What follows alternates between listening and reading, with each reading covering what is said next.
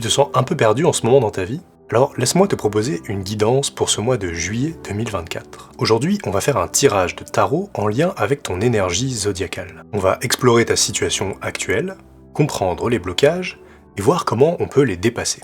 Pour finir, je te montrerai ce que tu peux espérer de ce mois de juillet. Alors c'est parti, on y va. On va faire un tirage en 6 cartes. La première carte, ça va être une énergie de qu'est-ce qui se passe actuellement dans ma vie. Voilà. Aujourd'hui, à l'heure actuelle, qu'est-ce que je vis comme situation. Ensuite, on va aller voir qu'est-ce qui m'a mené à cette situation par le passé, une situation passée qui m'a mené à cette situation actuelle.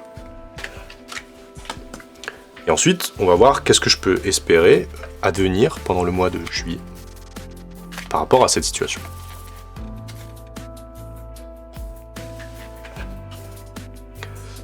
Ensuite, on va venir chercher dans notre inconscient quelque chose qui est caché par rapport à cette situation. Quelque chose qui est dans mon inconscient mais que je n'ai pas vu par rapport à cette situation. C'est pas clair,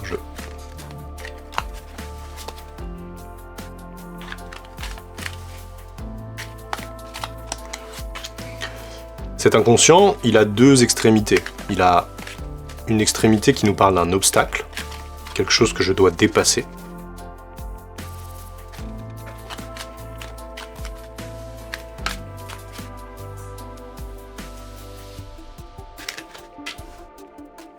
Et il a un désir caché, quelque chose que je désire fondamentalement mais que je ne vois pas forcément.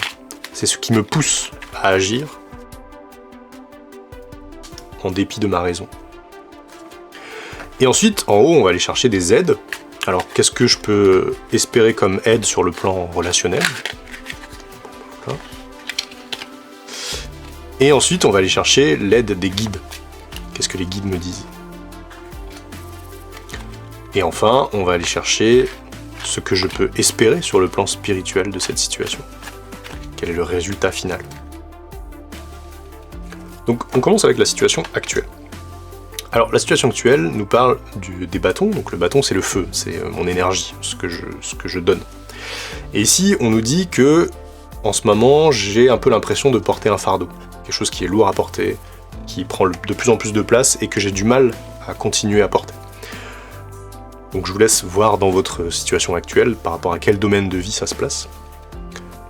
Dans quel domaine de ma vie est-ce que j'ai l'impression de porter un fardeau et que j'ai besoin de lâcher, quoi. On va aller chercher un peu d'indices par rapport à une situation passée. Qu'est-ce qui a fait qu'aujourd'hui j'ai ce fardeau-là? C'est le 8 de denier. Alors, le 8 de denier, on est dans la matière, et ça nous parle de productivité. Donc peut-être que ces derniers jours, ces dernières semaines, ces derniers mois, j'ai créé beaucoup de choses. J'ai produit. J'ai pas arrêté. Et du coup là, je peux plus, quoi. Je peux plus tenir mes délais, je peux plus faire tout ce que j'ai fait jusqu'à maintenant. Je suis vraiment dans un épuisement par rapport à cette productivité. Donc là, on est plutôt sur la sphère du travail, a priori. Et du coup, on va voir qu'est-ce qu'on peut espérer pour le mois de juillet.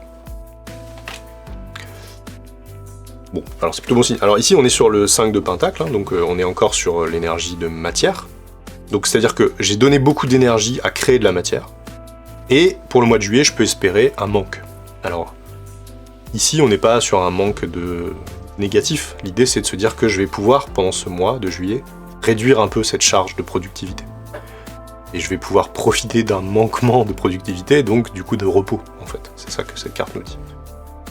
Donc je vous invite vraiment au mois de juillet à lâcher un peu tout ça, à conserver, préserver votre énergie en produisant moins, mais en étant plus dans l'instant présent. Et dans le rien faire, en fait. Profitez aussi de ce temps pour se poser, profiter et ne rien faire. On va aller voir dans l'inconscient qu'est-ce qui est caché, qu'est-ce qui m'a poussé aujourd'hui inconsciemment à en arriver là. C'est le 2 de coupe. Alors, qu'est-ce que ça pourrait dire? Là, on est sur la sphère émotionnelle, sur les relations, et une relation en particulier. Donc, il y a une relation qui est en jeu, et qui m'a poussé à produire beaucoup et à être épuisé. Alors bon, je pense à une relation patron-salarié, parce que c'est l'exemple qui me vient, mais je vous invite à mettre ça dans votre contexte. Peut-être que au travail, on m'a demandé beaucoup. et que du coup cette relation elle n'était pas équitable. Ici on est dans les relations équitables, hein. Donc c'est-à-dire je donne, on me donne la même chose en échange, ou alors je suis fatigué, on me donne et après je suis en forme donc je redonne. On est vraiment dans cette notion de j'écoute l'autre, je suis en harmonie avec l'autre. Donc là il y a eu quelque chose qui était dissonant sur le plan de l'équitabilité, on m'a demandé beaucoup et c'était pas juste. Donc il y a peut-être aussi un peu de colère hein, dans cette situation là, dans ce 10 de bâton. Alors qu'est-ce qui m'empêche de dépasser cette situation actuelle? Et bah c'est alors la roue de la fortune. On est sur une carte majeure, donc là on était un peu dans la vie quotidienne. Là on nous demande vraiment de sortir de cette vie quotidienne pour aller vers quelque chose de plus spirituel, de l'ordre du sens, de l'ordre de qui je suis, qu'est-ce que j'ai envie pour moi et pour ce monde. Et là on a vraiment besoin d'un véritable changement. Il faut que les choses changent, c'est plus possible. Et ça me fait peur, c'est mon obstacle. J'ai du mal à me dire, là, il faut... Alors, peut-être que j'ai pas de mal à me dire, il faut que les choses changent, mais peut-être que j'ai du mal à me mettre en action pour que les choses changent. Pour dire, je suis pas d'accord pour accepter ça, pour accepter tant de productivité, pour accepter ce tel fardeau. Je suis pas d'accord parce que la relation, elle est pas équitable. Et donc, ça va pas, en fait. Il faut que ça change. Et il faut que ça change véritablement, il faut que la roue tourne vraiment. On va aller voir quel est le désir qui se cache derrière ce besoin de changement.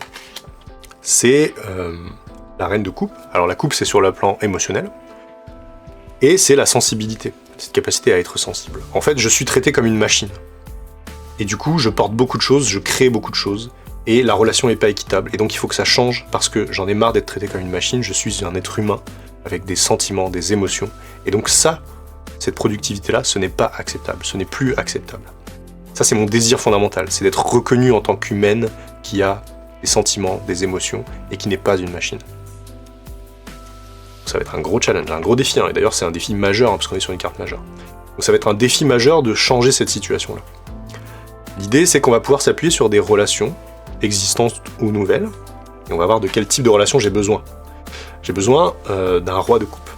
Alors le coupe, on est encore sur la sphère émotionnelle, et c'est la question de la maîtrise. Alors, cette relation, ça peut être de moi à moi, c'est-à-dire que j'ai besoin de maîtriser ma colère, j'ai besoin de maîtriser mon sentiment d'injustice, ou j'ai besoin de trouver des personnes qui m'aident à maîtriser ces émotions fortes que je suis en train de vivre dans cette situation qui est injuste. J'ai besoin de quelqu'un qui tempère, qui me dit « calme-toi, reprends tes esprits, restructure-toi ». Parce que, en fait, faire ce changement-là, ça ne se fera pas dans une désespérance, dans une... J'arriverai pas à changer les choses si je me sens pas bien émotionnellement. Donc la première chose à faire, c'est de trouver des relations qui me permettent de maîtriser ces émotions débordantes, qui sont normales et qui sont justes, mais qui me permettront pas de faire ce changement-là. C'est-à-dire que j'ai le droit d'être en colère, j'ai le droit d'être triste. C'est normal et je peux en parler à des gens. Ces gens-là vont m'écouter, ils vont du coup apaiser ces émotions fortes, qui sont légitimes, mais je vais devoir me maîtriser pour pouvoir passer à l'action. Donc on nous dit pas arrête de se ressentir des émotions, on nous dit ressens tes émotions pleinement, fais-le dans un cadre dans lequel tu te sens bien, avec des personnes que tu te sens bien, pour pouvoir décharger, pour te sentir écouté. Et une fois que tu te sentiras écouté et apaisé, et que ces émotions-là seront maîtrisées, écoutées, accueillies, tu vas pouvoir passer à autre chose. Et là, les guides vont te dire comment est-ce que je peux changer les choses. Donc les guides te disent, il faut... Alors, il y a plusieurs choses. Dans un premier temps, du coup je vais plutôt inverser. Dans un premier temps, cultive avec ses amis qui t'aident à te maîtriser la joie. Profite de moments de douceur, de bonheur, de joie partagée. Va voir tes copains, amuse-toi, danse, chante, ris. C'est vraiment ça qui va te permettre de maîtriser tes émotions. Donc là, on nous parle encore d'aller chercher des relations amicales joyeuses. Et de faire la fête, quoi, vraiment. T'en as besoin pour décharger. Et ensuite, les guides te disent justice. Alors, effectivement, cette situation qui est injuste, elle a besoin de changement. Et donc, pour aller changer les choses, tu vas devoir aller contacter le sentiment de justice. Alors, ici, on n'est pas dans une justice d'homme à homme. On est dans une justice divine, je pourrais dire. Qu'est-ce que ça veut dire? Ça veut dire que tu vas devoir prendre tes responsabilités.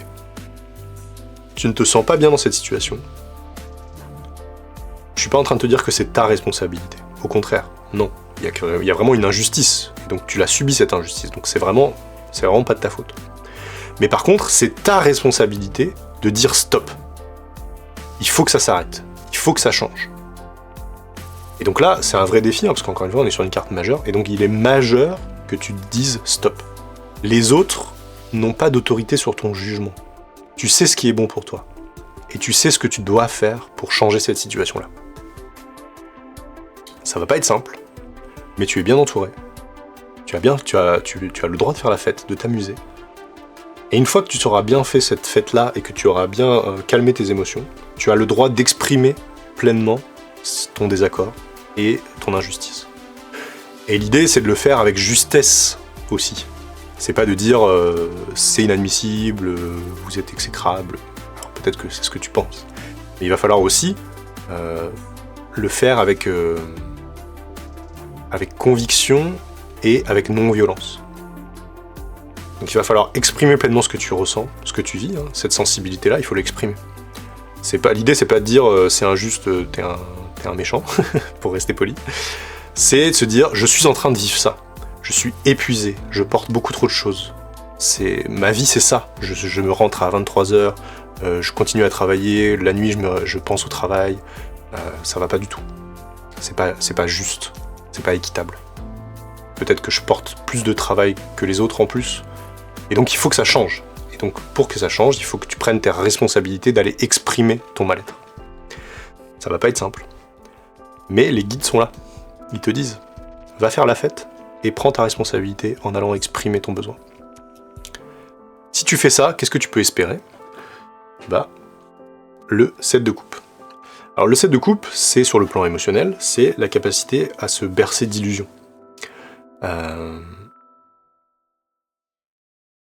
Et peut-être que c'est la clé, c'est-à-dire que tu as produit beaucoup de choses, on t'a demandé beaucoup, c'est un fardeau qui est dur à porter, et tu aimerais avoir moins de choses. Sauf que peut-être que tu te dis, en te berçant d'illusions, que en fait ça va se calmer tout seul. Mon patron il va s'en rendre compte, il va arrêter de me charger et de me demander de la productivité. Et ça, c'est se bercer d'illusions. Donc si tu fais tout ce processus pour dire il faut que ça change, je fais la fête, j'exprime ma sensibilité pour retrouver un sentiment de justice, et tu vas supprimer cette illusion qui est que ça va venir de l'extérieur, en fait. C'est ça l'illusion. L'illusion que tu te racontes, c'est que ça va venir de l'extérieur et que ça va se calmer. Là, ce qu'on te dit, c'est non. Ça va pas venir de l'extérieur. C'est à toi de prendre tes responsabilités pour aller exprimer pleinement ton désaccord et ton fardeau. Et déposer ce fardeau auprès des personnes qui sont responsables de ce fardeau.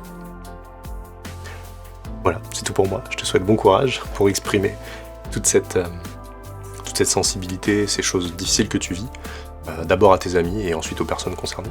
Merci beaucoup de m'avoir suivi dans cette vidéo. Si cette guidance t'a parlé, n'hésite pas à t'abonner pour recevoir les suivantes et surtout pour soutenir mon travail. Je te mets en description un lien pour pouvoir réserver une séance en individuel avec moi. Pour aller plus loin, je t'invite à regarder cette vidéo. En attendant, je te dis à très vite et surtout, reste magique.